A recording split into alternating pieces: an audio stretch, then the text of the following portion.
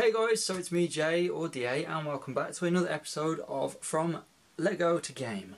So I have been trying to figure out more details for this, which is the U-Wing fighter from Rogue One, which is Star Wars. Now this ship is actually quite a difficult thing to find some information on. The top section, quite easy. The top section, you always see this top section. But the issue I am actually having is the bottom section, the undercarriage. Because on the Lego model, the undercarriage is represented by this sort of big glass window on the front. And the one problem I have with that is it's not actually accurate. Now I know it's a Lego model and I know kids won't pick these little things up. Some might. But the issue I'm having is trying to get the general detail of this, because what it actually does is it's meant to slope upward more and actually blend with these blocks. If you actually look at it side on, it doesn't properly blend, and that's an issue, because what happens on the front is it basically goes straight up and then you have a little windowed section here for your pilot to look down and see. And yeah, this is completely wrong. I've had to scour the internet and I've actually been looking at reference images on my computer, and what I've actually found is some pictures from Walmart, because when Walmart were doing the Rogue One sort of promotions, they had a bunch of sort of ships like built up sort of cardboard foam sort of ships that they hung up around the stores and everything, and they had a U-Wing, which is really cool. And they do actually have some details on how the undercarriage is meant to look. It does look a bit like it's pregnant, which it is kind of an ugly feature on the craft. Really what you'd want to do is you'd want to take this and lop off the bottom just along here, and then you've got this really sleek and slim line sort of build. But unfortunately that's how the ship was designed. It's meant to be like an attack sort of gunship or troop transport ship. So it's, you know, it is what it is. And I've been using those, and also some pictures drawn up from artists and stuff on DeviantArt of you know, their pictures, because some of the people on DeviantArt are actually really good for drawing these things up, and they put so much time and detail into these things. And you know, I've been looking at the toys as well, because the toys have obviously more detail than this, because the Lego can only achieve so much. And no, I've took some general dimensions from the sort of the lengths and the widths and everything else. The ship overall comes up to around 25 metres, which I worked out and then went back to Wikipedia, which does actually detail some of these things as well. And it says 24.98 metres, which that's pretty bang on for me. Now what I've had to do is I've had to sort of figure out the amount of blocks, because obviously that figure doubles because of Imperion having half a metre blocks. So 2 blocks accounts for 1 metre, so that 25 metres, let's call it, becomes 50, and that means this ship overall in Imperion is 50 long. Then you've also got the height, which I didn't work out, but it is 3.35 metres according to Wikipedia. Now I'm going to have to go with 3.5 metres, and essentially what I've got to have to do is I've had to make sure the bottom section is capable of is capable of allowing someone to actually go in through this door, because this door here is obviously to enter into. And what I've had to do is I've had to make sure that this sort of height in Imperion is capable of fitting the actual player in there. Because of course if you can't fit the player, then what's the point in doing it? I might add some other alterations on, like a ramp coming out the front so you can actually walk up rather than climb on, but being as it is a flat bedded ship, it shouldn't need that. You should be able to just walk on anyway. But I am definitely going to have to do the door so it's permanently open with a shutter door that sort of opens and closes, and then this will just have to be some sort of weird detailing I do and make sure it looks like a door and not part of the physical chassis of the ship. So yeah, I also, in my haste, bought a Lego mug. So I'm going to carry on trying to figure out this. I'll probably do some doodles up on AutoCAD, just because I like AutoCAD, because it really allows me to visualise stuff, and it's what I use at work as well as Inventor, Autodesk Inventor, and it allows you to visualise it that much more. And if I can put the true dimensions in for what it's going to have to be in Imperion, so I can put the blocks in, then that's even better. So I can work it out on paper first and then go to the game, because with Imperion, it's a good game, but building in creative is still a little bit iffy because you still have to use the multi-tool to take things apart. From what I know, from my knowledge, I can't physically just right-click to delete the block. I physically have to, you know, get the multi-tool back out and take away the blocks. So if I know where these blocks are going to go, I can plan it a bit better and I can just put these down the first time round and not have to worry about them. So it is pretty good. What I've also got to do is I've got to use the proportions of the ship to figure out this width of the wings. Of course the wings aren't going to splay out like so, which is a feature of it. That is like its attack formation where they splay out. I'm not going to be doing that for this build because it is mainly in this position, so I'm going to do it as that. And yeah, this should be pretty interesting, and hopefully there'll be some footage of me now pimping around with messing around with AutoCAD and stuff, and actually doing some stuff up so I can get it onto Imperion.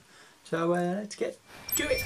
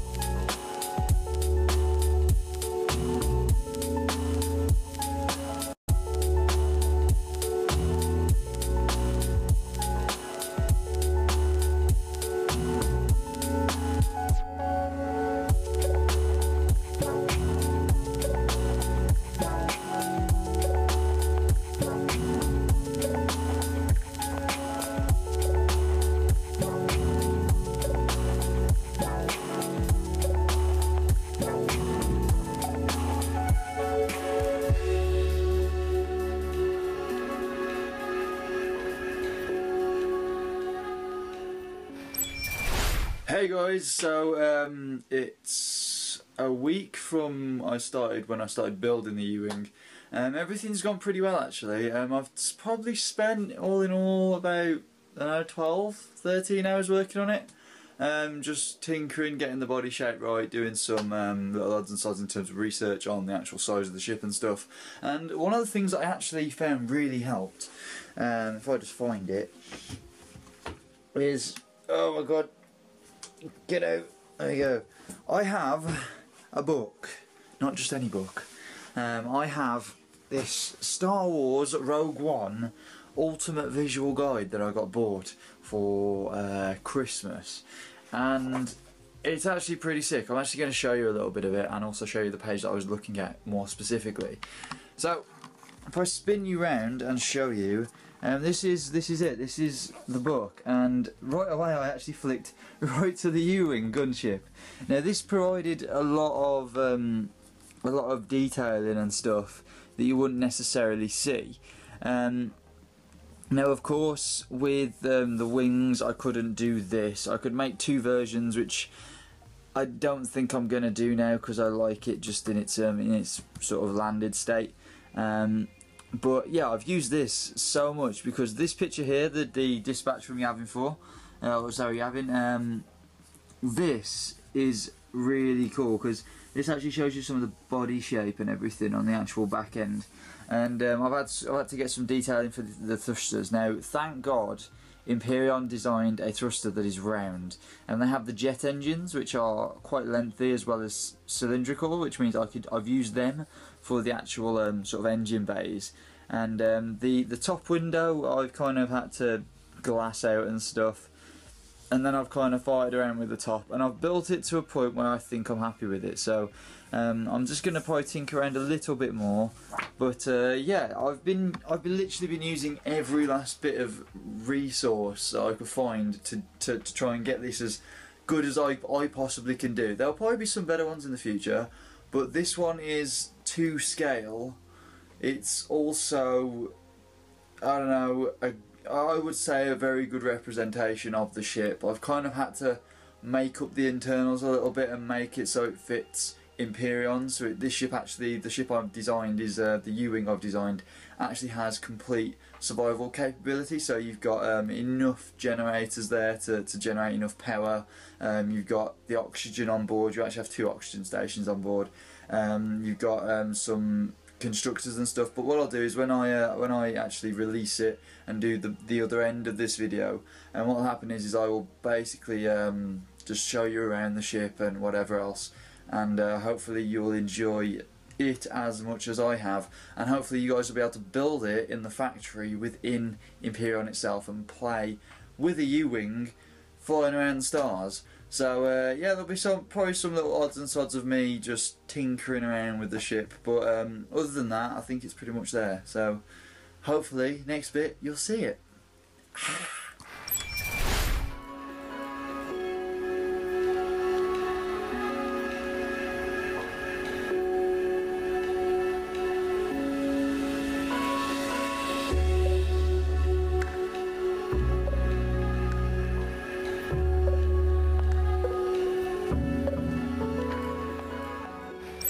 Hello guys, so this is the finished or partly finished or 99% finished U-wing that I have made.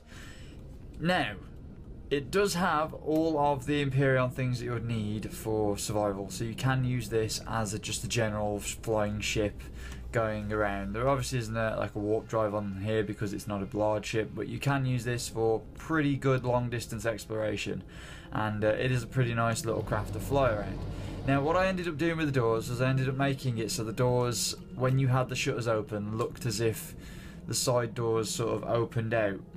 And the reason why I did that was just purely because I wanted it to look right when the doors were open on the side, so it does actually look like something's opened up rather than just having a shutter door there. So to give it the effect, I've kind of left these wings sort of placed on the side, and the idea is they slide across and are meant to shut up or close that gap up. Now obviously the wings don't rotate and we don't have that movement from the fighting flight mode to the regular sort of mode, which is this one, but it looks pretty good as it is. We've got some guns on the front as well, which should pack a nice little punch. I managed to figure out the underside, which in fact I could do with altering these windows. So I told you it was like 99% done. That's probably made it 100% now because the windows are correct.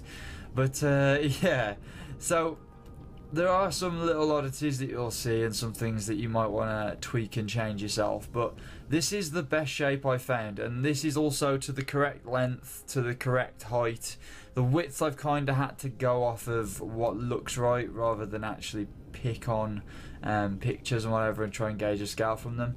But I think the width is relatively suitable for the craft. It doesn't look too wide, and you know the engines at the back look quite nice and they kind of suit it.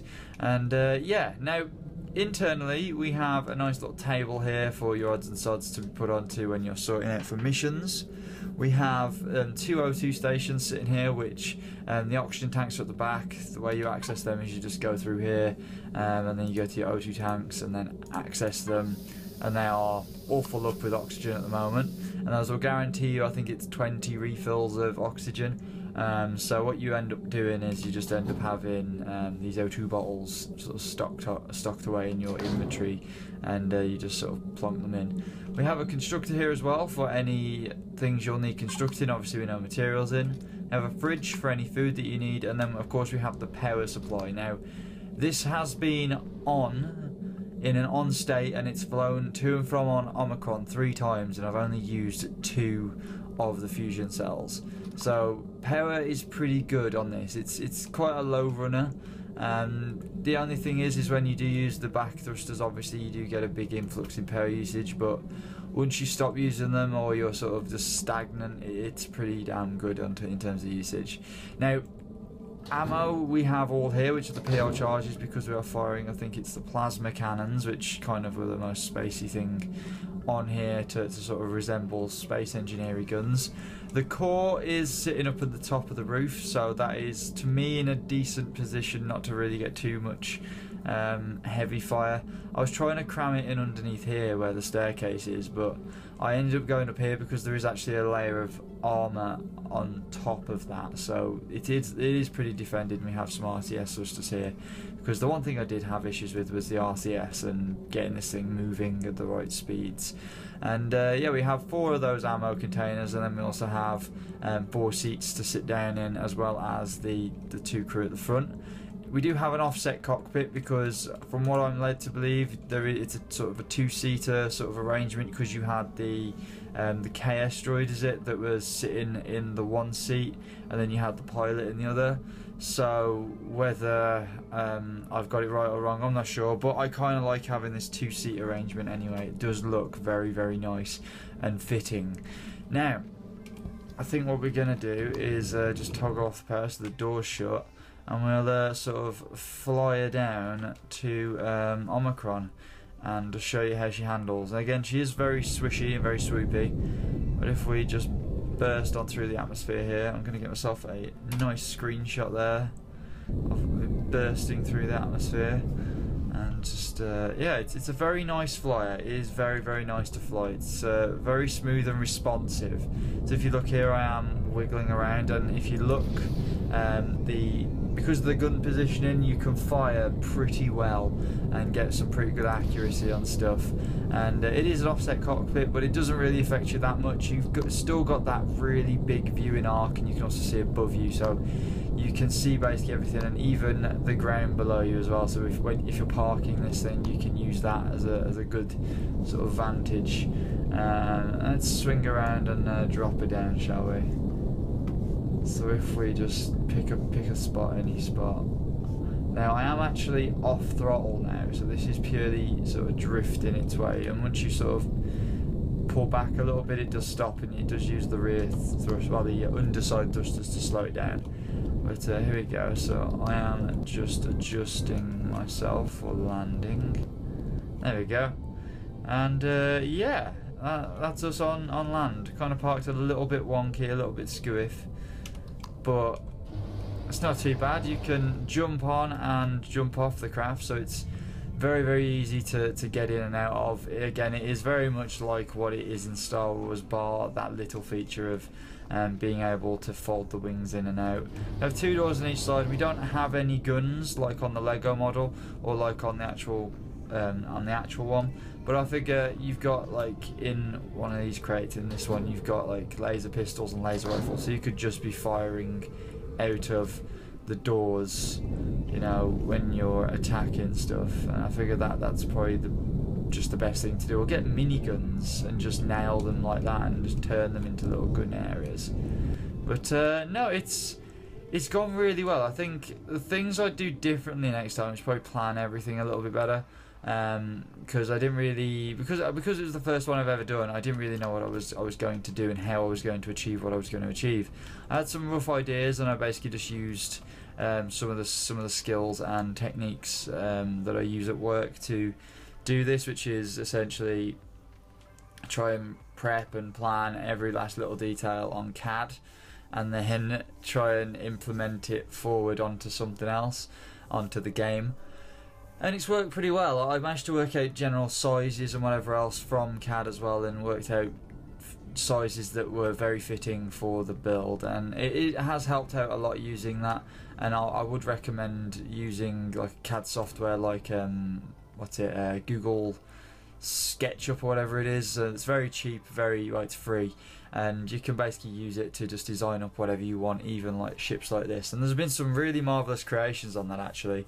I use Inventor, which is a big program that's expensive, and we have copies of it at work, so I am using a copy at home as well for practice use. And you know, I get to use CAD software, and I get to practice on it as well as design a cool ship that does look very, very familiar to what was on the film. So I'm hoping you guys enjoy this. If you are wondering where you can find this ship, the link will be in the description below.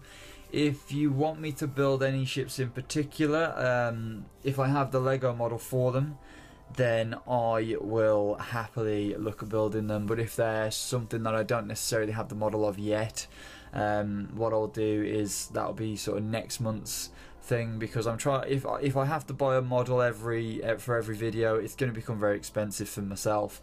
But I'm thinking if I do it as a monthly thing, I get some Lego out of it, and you guys get to watch me build it as well as build a new ship.